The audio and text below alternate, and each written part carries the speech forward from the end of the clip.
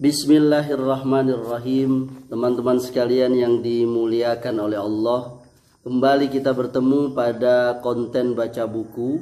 Kali ini konten yang akan saya buat yakni akan mereview atau balik mengomentari, yakni komentar dari salah satu teman kita di YouTube saya, di video saya yang berjudul Dua Tangan Allah bab ke-15. Silahkan nanti teman-teman lihat ya. Yakni di video saya itu ada yang berkomentar, sesuai yang Anda yakini, maka Allah selalu berada di langit dunia karena waktu setiap tempat berbeda. Contoh, waktu Indonesia Tengah beda 1 jam dengan waktu Indonesia Timur. Juga beda 1 jam dengan waktu Indonesia Barat, dan seterusnya. Sekian. Jawaban saya, Anda mengatakan Allah selalu berada di langit dunia. Alasannya karena waktu setiap tempat berbeda. Semisal WIT, WITENG, dan WIB. Nah, disitulah letak rusaknya akidah Asy'ariyah seperti yang Anda yakini. Yang meyakini kalau Allah turun maka akan terikat dengan waktu, sehingga akibatnya akan berada di langit dunia terus.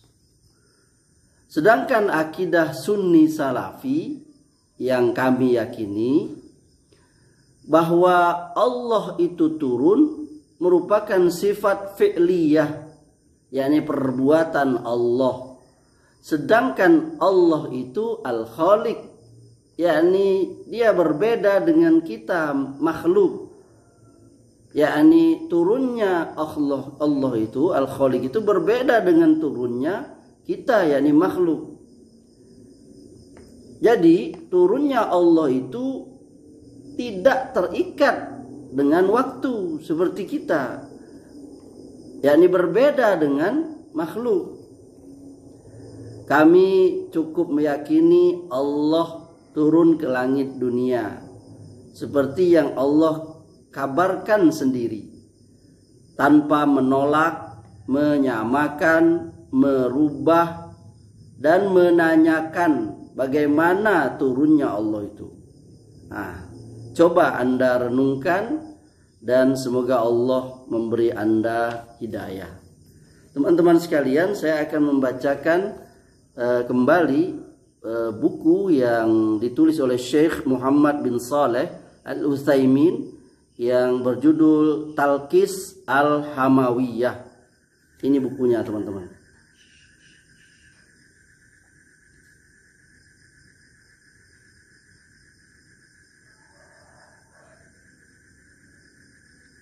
Ya teman-teman, saya akan membacakan buku ini yakni pada halaman 81 ya.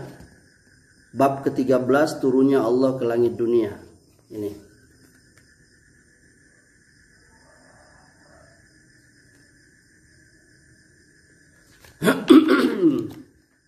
Bab ke-13, turunnya Allah ke langit dunia.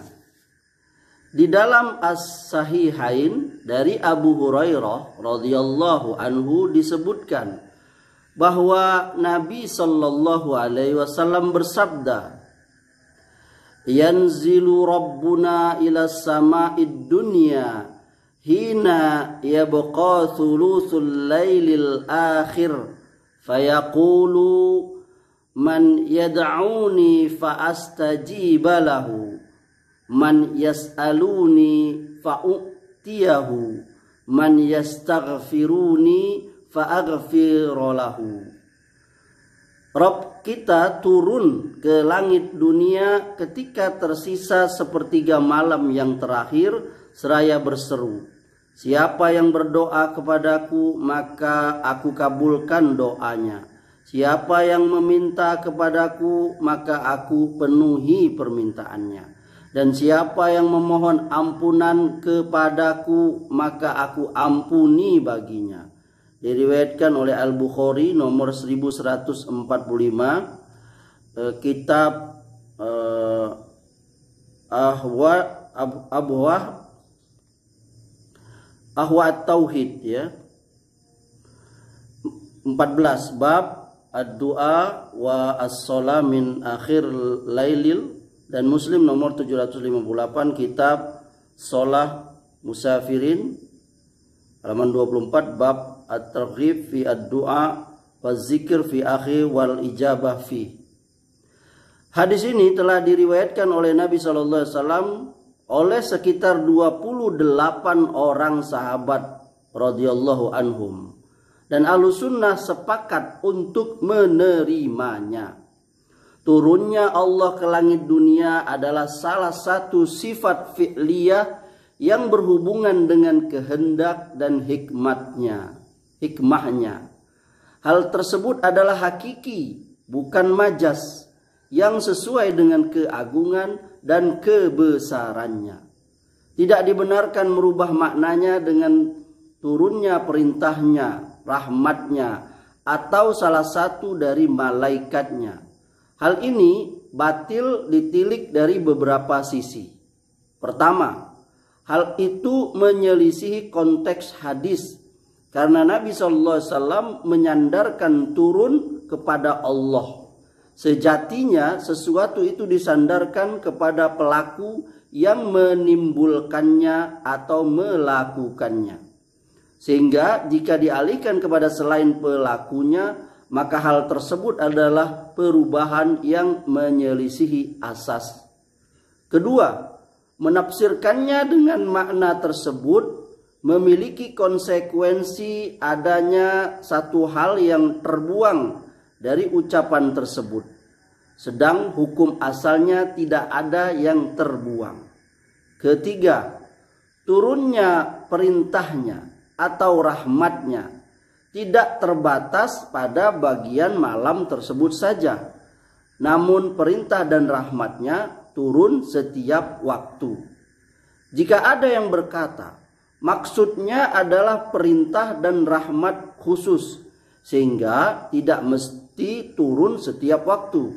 Jawabannya, anggap saja asumsi dan interpretasi ini benar.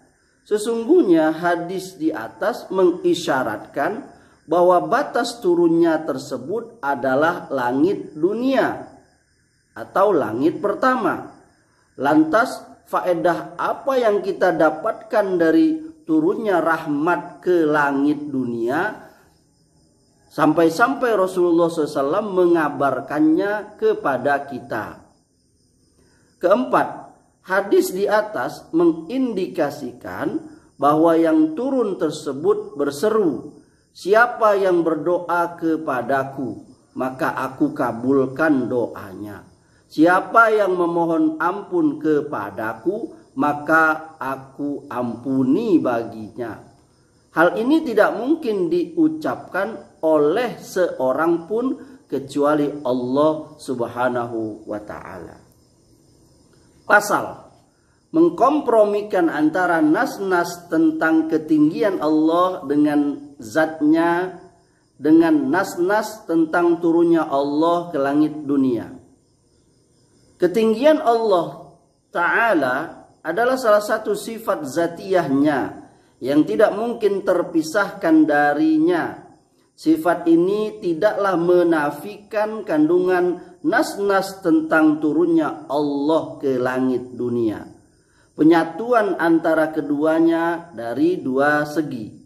Pertama, bahwa nas-nas Al-Quran dan As-Sunnah lah yang menyatukan antara keduanya.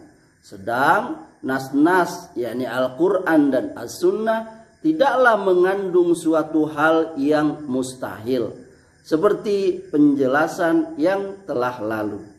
Kedua, bahwasanya Allah tidak ada sesuatu pun yang menyamainya dalam seluruh sifatnya, sehingga turunnya Allah tidak sama dengan turunnya makhluk, sehingga dikatakan bahwa hal ini menafikan ketinggiannya, bahkan membatalkannya.